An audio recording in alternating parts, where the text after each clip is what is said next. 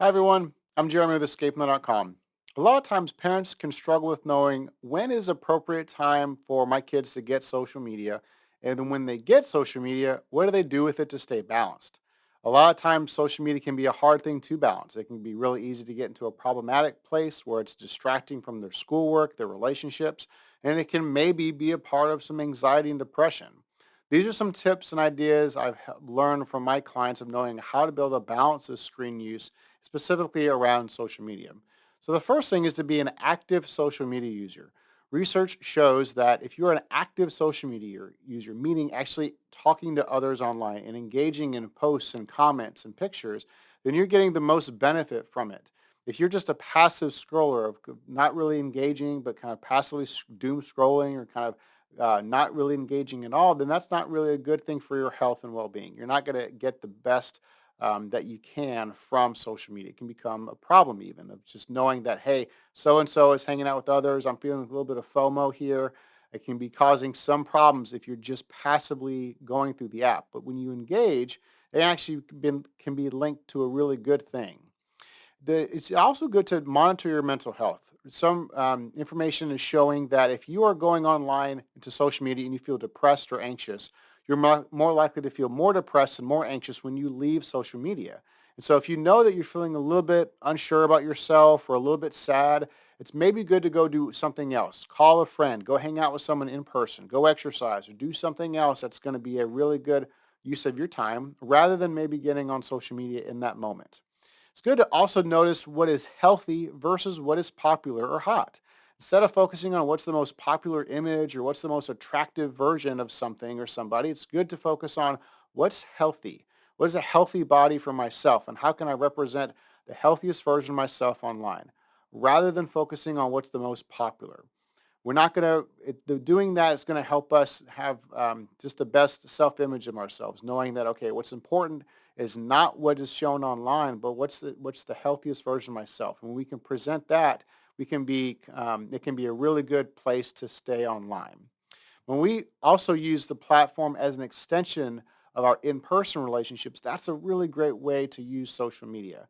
It's great to have online friendships. It's great to even meet new people online and connect with them. But for a lot of times with teenagers, I really encourage to have in-person relationships be the focus of their social life. And online relationships can be an extension of the in-person. So they meet someone at school, they hang out, they talk, they get to know each other, then they exchange each other's Snapchat handles. Then they're able to talk and to use snaps to connect. Well, same thing can be with TikTok. Oh, they meet someone at a basketball game, and then they get the information on social media, and they can connect that way online.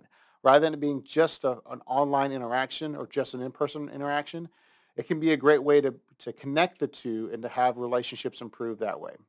It's also good to know that we just need to be respectful of ourselves and others online. A lot of times people can pressure others to be able to give information or send inappropriate pictures. And so it's really good to know how we can be respectful and how we need to respect others as well. If someone's being inappropriate to us or asking inappropriate things, we don't have to talk to them. We can block them. We can not connect with them anymore. But we need to know how to respect ourselves when we interact online. And it's good to encourage our teenagers to respect themselves too. And finally, if again, people are being inappropriate or asking for personal information, we can just block them. We don't have to interact with someone who is asking us a lot of questions or information, trying to get information from us or trying to send us a naked picture of themselves. We don't have to be able to interact with someone like that. We can block them and move towards relationships that are positive and are adding a lot of value to ourselves.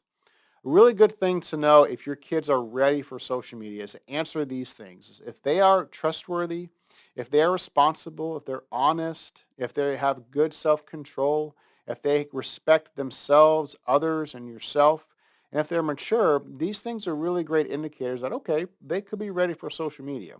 Even if a lot of their friends have social media. However, your child is not very trustworthy or they cannot restrain themselves when given some opportunities to be online. It might be okay to say, you know what, this is a good goal to work for. Show me how you can be responsible. Show me how you can take initiative and to have and show self-control.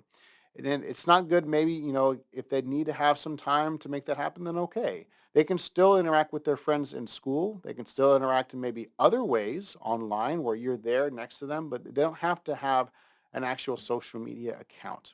So use these things as a great way to help connect and to talk openly with your kiddos and with your teens around social media and screen use, but don't feel like you have to give them social media just because their friends do. So this has hopefully been a helpful tips. If you have any questions, please reach out to us. We'd be happy to provide you with more support on balancing screen use.